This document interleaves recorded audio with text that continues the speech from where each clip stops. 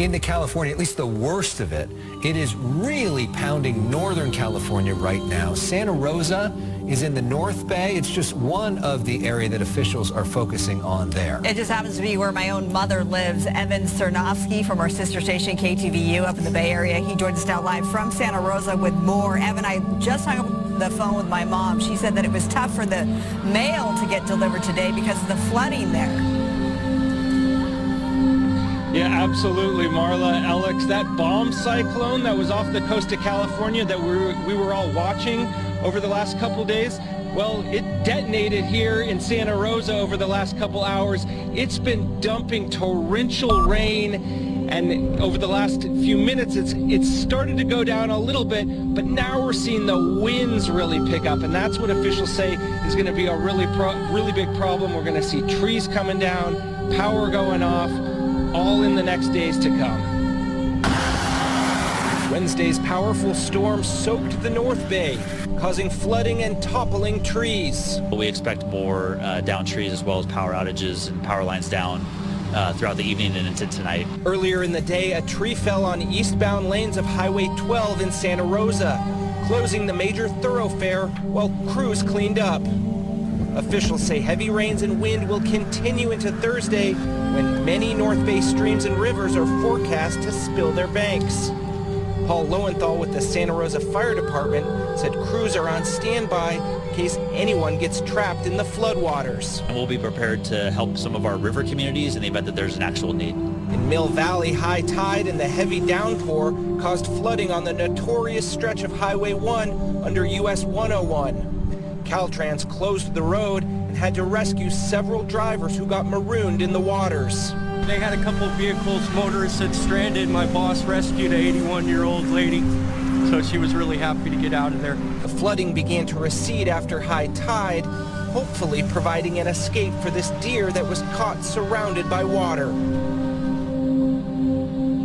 Now, Marla, Alex, we're back out here in Santa Rosa, where the sun has gone down and it's dark out, but the rain is expected to continue on through the night into tomorrow. And tomorrow, the thing everybody's going to be watching up here in the North Bay is all those streams and rivers. I'm actually standing by one right now. You can't see it, but it has been incrementally rising up, and forecasters say we should expect to see many of these rivers spill their banks in the days to come.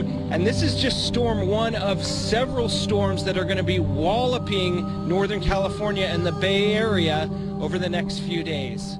We're seeing impacts from this storm in El Dorado Hills. You can see mud and small rocks washed across White Rock Road at Carson Crossing. A CHP officer was there trying to clear part of that road.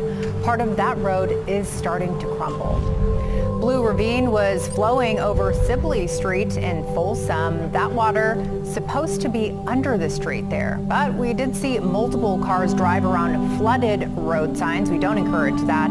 They were trying to get through the water and to their destination. Good reminder to watch out for those flooded and road closure signs. Also in Folsom, a tree hit utility lines on East Natoma Street at Cimarron Drive. Part of that road also closed as crews assessed the damage and started to clean up. We're also seeing significant damage in Santa Cruz County as a combination of creek flooding and high tides has led to coastal flooding. This is Soquel Creek in Santa Cruz County. You see all that debris in the water. You can also see the fast-moving muddy water. That creek reached flood stage. This washed mud and debris towards the beach community of Capitola. And just as that water was rushing towards the ocean, wow, take a look at this. Huge waves crashing on the shore there. The waves big and powerful enough to wash out part of the Capitola Pier. A big chunk of that pier collapsed, as you can see there. That's incredible. Well, part of a second pier in Santa Cruz County also washed out. Watch this. This is the Sea Cliff Pier. And some might know this as the location of the cement ship. A large chunk of the pier collapsed this morning in that rough surf you see it in the foreground. The Santa Cruz Pier was closed today, with the other piers failing. Officials evacuated and closed this one as well. The city not reporting any damage to the wharf at this time, but officials say the wharf will be closed until it can be inspected for any damage. And as communities clean up from the two storms that hit the Sacramento region, families are mourning loved ones who died in the New Year's Eve flooding. 3 people were found in the floodwaters in Sacramento County. One of them is 61-year-old Kathy Martinez of Orland. Her son tells us his younger brother was stuck in the mud and she was driving from Orland to help him, but she never made it. Large pebbles are also being pushed onto the road by these powerful waves. Road west of Orr Road yesterday. A family member tells us, quote, she was an amazing person.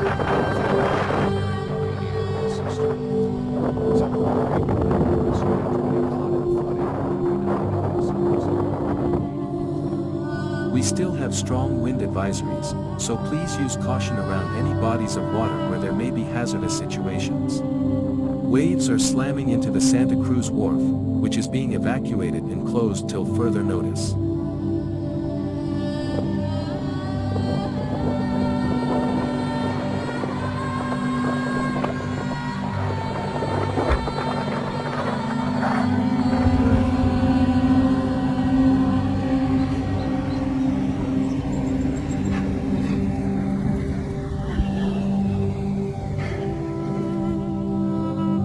Wharf and emergency personnel will stay on site. On Thursday, as the bomb cyclone's waves pummeled the shoreline, Santa Cruz city officials ordered the evacuation of the dock.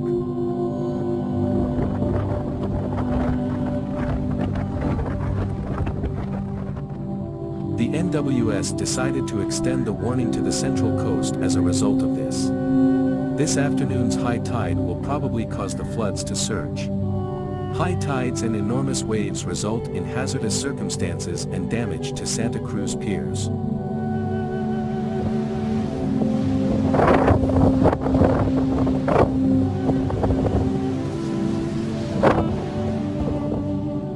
On Thursday morning, dangerous circumstances brought on by large waves and high tides affected the Santa Cruz shoreline, prompting evacuations and causing damage to several piers. The Santa Cruz County Sheriff's Office is requesting that people leave the area if they are able to do so because to the high tides and huge waves along Beach Doctor, Las Olas Doctor, and Potbelly Beach Doctor.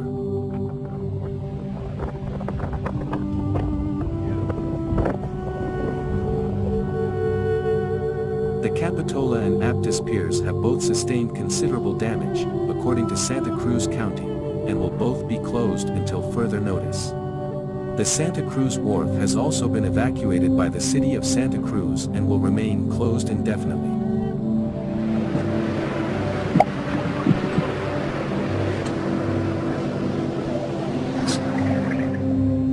A video posted on social media shows damage to the Capitola Wharf. The California Highway Patrol is requesting that people stay away from the Aptos coast due to coastal flooding that has caused coastal routes to close.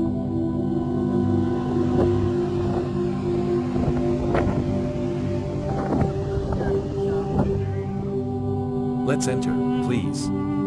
Being outside and close to the ocean right now to witness the storm and waves is unsafe.